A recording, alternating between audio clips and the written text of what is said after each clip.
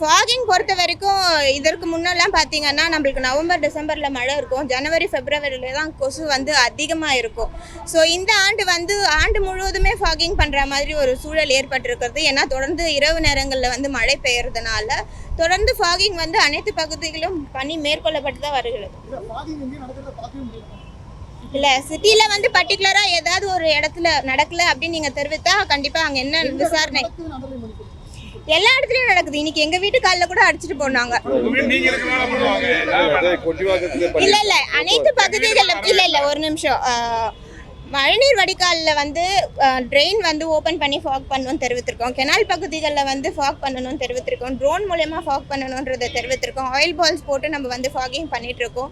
தொடர்ந்து பல்வேறு பகுதிகள் ஃபாகிங் துரிதமாக நடத்தப்பட்டு வருகிறது. அப்படி ஏதாவது ஒரு சில இடங்களில் ஃபாகிங் பண்ணலை அப்படின்னு நீங்கள் பர்டிகுலராக தெரிவித்தீங்கன்னா கண்டிப்பாக அதற்கான நடவடிக்கைகள் எடுக்கப்படும்.